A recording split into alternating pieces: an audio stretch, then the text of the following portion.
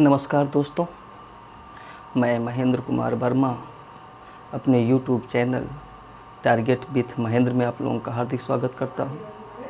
और आज का हमारा टॉपिक है अरबों का सिंध पर आक्रमण। तो चलिए शुरू करते हैं दोस्तों।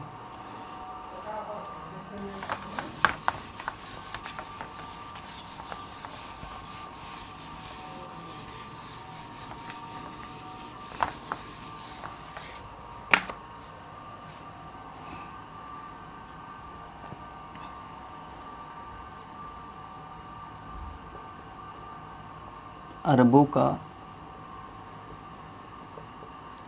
सिंध पर आक्रमण। अब सबसे पहले देखते हैं दोस्तों, क्या उद्देश्य था इनका आक्रमण करने का।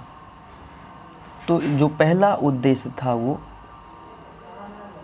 धन लूटना था, और जो दूसरा उद्देश्य था वह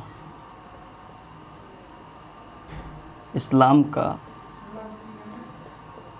प्रचार करना था। यानी कि अरब आक्रमण का उद्देश्य भारत में साम्राज्य विस्तार करना नहीं था, बल्कि धन लूटना था और इस्लाम का प्रचार करना था।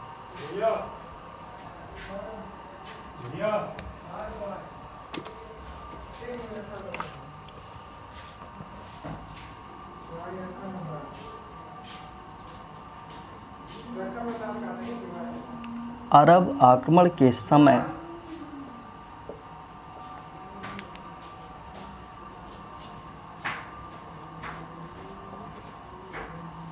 बगदाद का खलीफा कौन था। क्वेश्चन पूछता है कि जिस समय अरबों का आक्रमण हुआ उस समय बगदाद का खलीफा कौन था। तो वो था वाहिद, और किसी किसी किताब में मिलता है वजीद। दूसरा,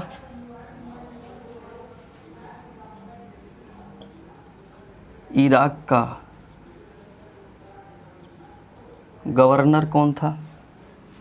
तो उसका नाम है अल हज्जाज।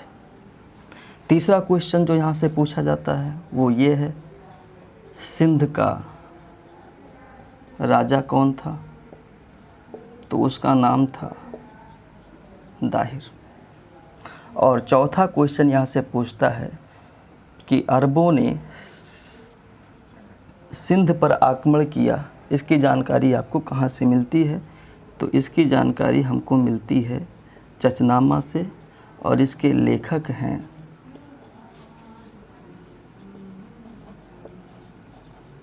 अबू बकर खूबी। तो इस प्रकार से ये चारों ही बहुत ही इम्पोर्टेंट है और इसको याद कर लीजिएगा, मोस्ट इम्पोर्टेंट है ये। इसके बाद हम देखते हैं कि 712 ईस्वी के पूर्व भी क्या अरब आक्रमण हुआ था, क्योंकि मेन आक्रमण जो होगा वो 712 ईस्वी में ही होगा। तो देखते हैं 712 ईस्वी के पूर्व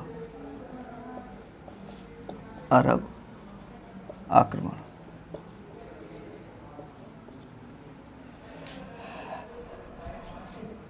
तो हुआ था आक्रमण 636 ईस्वी में।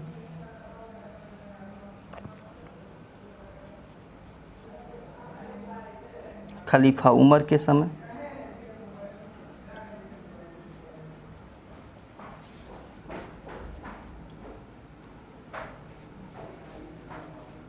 बम्बई के पास एक क्षेत्र है जिसका नाम है थाना, उस पर हुआ था।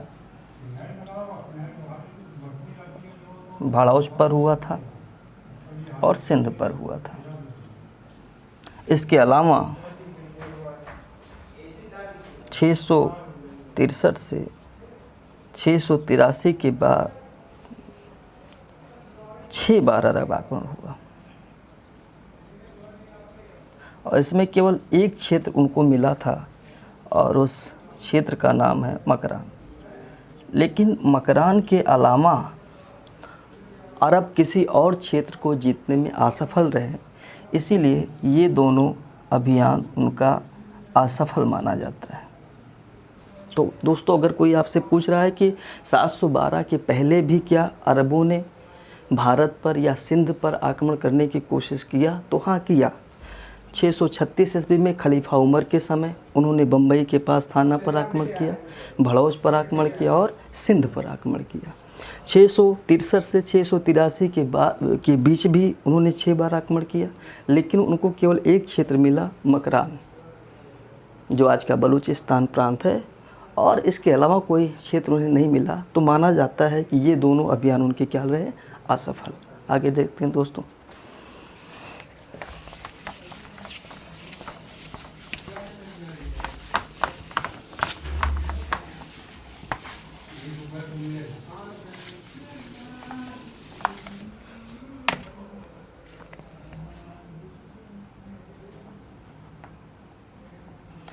अरबों ने सिंध पर आक्रमण किया तो क्या कारण था, उसको जानने की कोशिश करते हैं। तो कारण ये था कि इराकी जहाज का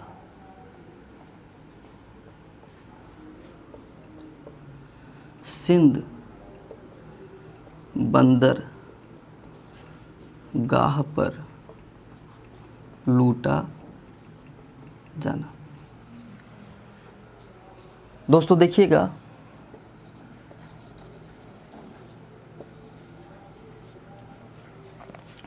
एक इराक की जहाज़ थी जो श्रीलंका से इराक जा रही थी, लेकिन यहाँ बीच में सिंध पड़ता है पाकिस्तान में, उस समय इंडिया का भाग था सिंध, और यहाँ पर कुछ डाकुओं द्वारा उस जहाज़ को लूट लिया गया। और उस जहाज़ में स्त्रियां थीं, कुछ बच्चे थे और कुछ हीरे जवाहरात थे। अतः इराक का गवर्नर अल हज्जाज ने दाहिर से कहा कि आप हमें इस जहाज़ जो लूटा गया है उसका हर्जाना दीजिए और उन डाकुओं को पकड़िए जिन्होंने इस जहाज़ को लूटा है। तो दाहिर ने कहा कि हमने अपने पूरे साम्राज्य में CCTV कैमरे थोड़ी लगवा रखे हैं कि हमको पता है किसने लूटा है, तो आपका लूटा है, आप पता करिए। इससे अल हज्जाज बहुत ज़्यादा नाराज़ हो गया और उसने दाहिर को पराजित करने के लिए अपने 3 सेनानायक भेजे। आइए देखते हैं कौन कौन से सेनानायक थे। इसमें से जो पहला था उसका नाम है उबैदुल्ला, जो दूसरा सेनानायक है उसका नाम है बुदैल, और जो तीसरा सेनानायक है उसका नाम है मोहम्मद बिन कासिम। अब आप ये देखिए दोस्त, उबैदुल्ला सिंध आया ज़रूर, लेकिन वह दाहिर को पराजित नहीं कर पाया, बल्कि खुद पराजित हो गया और मारा गया। बुदैल भी उसी तरीके से पराजित हुआ और मारा गया, लेकिन मोहम्मद बिन कासिम दाहिर को पराजित करने में सफलता अर्जित किया। आगे देखते हैं। रावर का युद्ध 712 ईस्वी, यही इम्पोर्टेंट युद्ध है और यही एग्ज़ाम में पूछा जाता है कि रावर का युद्ध किसके किसके बीच में हुआ था। तो यह युद्ध मोहम्मद बिन कासिम और सिंध के राजा दाहिर के बीच में लड़ा गया, जिसमें कासिम जीत गया और दाहिर हार गया। इस प्रकार से रावर का जो महत्वपूर्ण युद्ध हुआ उसमें बाजी मोहम्मद बिन कासिम ने मारी। नोट करके देखते हैं।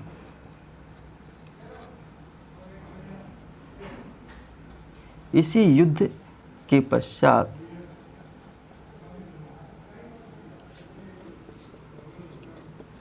दाहिर की पत्नी रानी बाई ने जौहर कर लिया। जब दाहिर युद्ध में मारा गया तो नेतृत्व उसकी पत्नी रानी बाई ने संभाला और 1500 सैनिकों के साथ मोहम्मद बिन कासिम से लड़ी। लेकिन लास्ट में जब उनको लगा कि वो हार जाएंगी तो उन्होंने जौहर कर लिया। अब आप लोग ये नहीं समझ पा रहे होंगे जौहर किसे कहते हैं।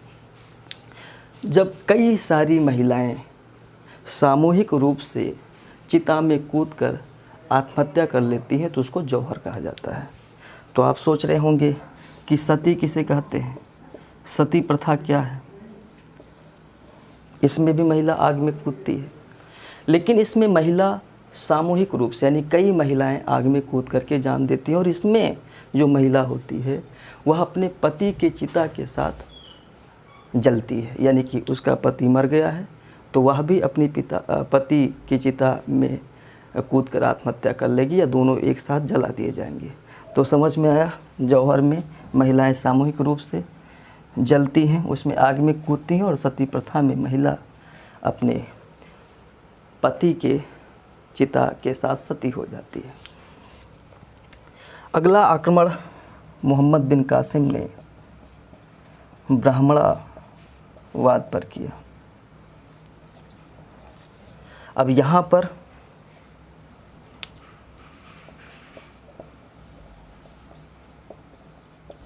जो युद्ध हुआ वह युद्ध मोहम्मद बिन कासिम और जय सिंह के बीच में हुआ।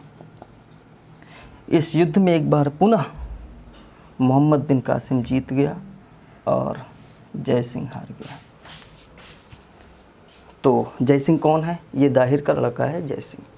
तो यानी कि ब्राह्मणावाद के युद्ध में भी एक बार पुनः मोहम्मद बिन कासिम ने सफलता अर्जित की। अब देखते हैं कि जय सिंह को पराजित करने के बाद कासिम क्या करता है। तो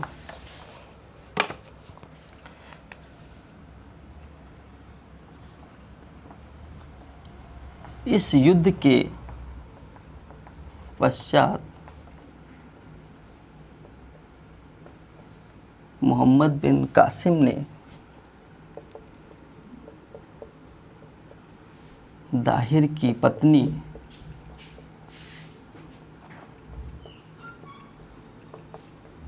लाडी बाई व पुत्री सूर्य देवी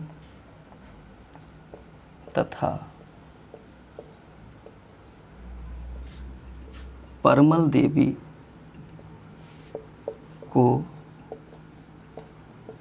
बंदी बना लिया। यानी कि जय सिंह से युद्ध किया कासिम ने, जय सिंह को पराजित किया कासिम, और पराजय के बाद क्या किया, उसके पश्चात दाहिर की पत्नी लाडी बाई और पुत्री सूर्य देवी तथा परमल देवी को बंदी बना लिया और इन तीनों को अपने पास रखा। यह नोट करके देखते हैं दोस्त।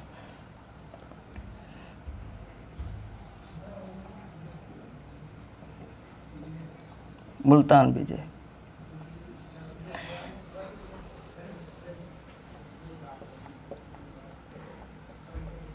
इस नगर को कासिम ने स्वर्ण नगरी कहा।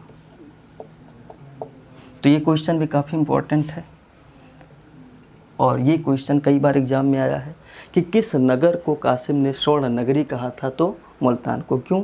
क्योंकि यहाँ से उसे बहुत अधिक सोना प्राप्त हुआ था।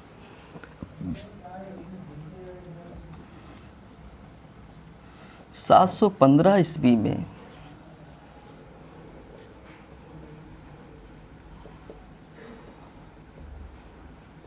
खलीफा सुलेमान ने कासिम को मृत्यु दंड दिया। अब आप सोच रहे होंगे कि जिस कासिम ने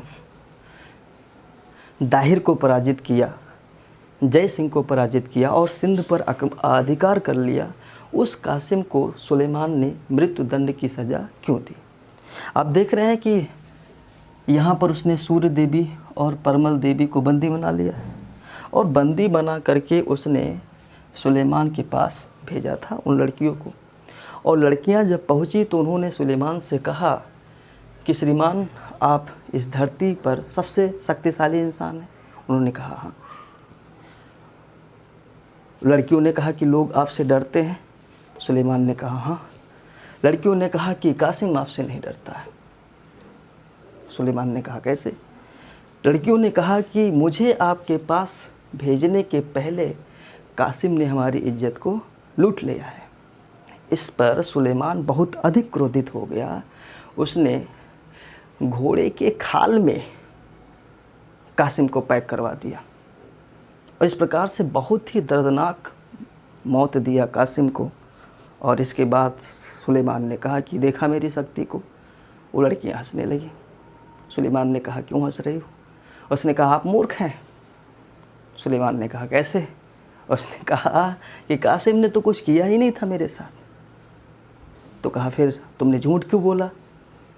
लड़कियों ने कहा कि इसने हमारे पिताजी की हत्या की थी, इसी ने हमारे भाई की हत्या की थी और इसी ने हमें बंदी बनाया था।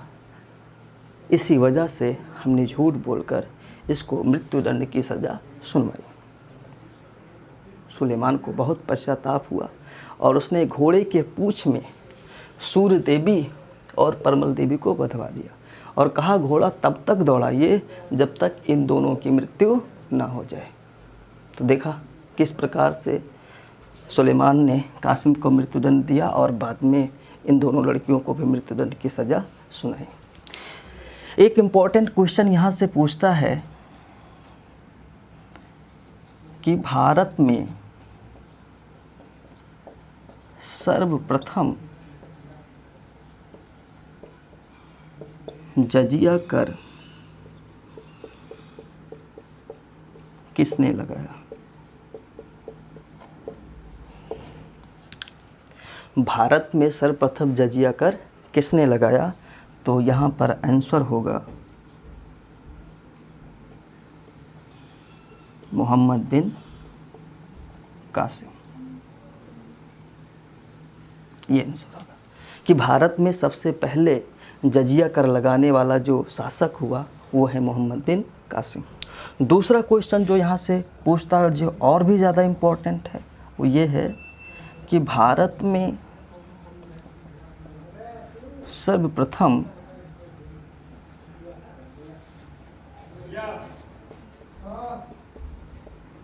जजिया कर, भारत में सर्वप्रथम ब्राह्मणों पर जजिया कर किसने लगाया? तो वो होगा आंसर फिरोज शाह तुगलक। दोनों क्वेश्चन बहुत इम्पोर्टेंट है, बार बार एग्जाम में पूछे गए हैं। पहला, भारत में सर्वप्रथम जजिया कर किसने लगाया? तो मोहम्मद बिन कासिम। लेकिन क्वेश्चन को घुमा करके पूछ लिया और ये पूछ लिया भारत में सर्वप्रथम ब्राह्मणों पर जजिया कर किसने लगाया? तो फिरोज शाह तुगलक।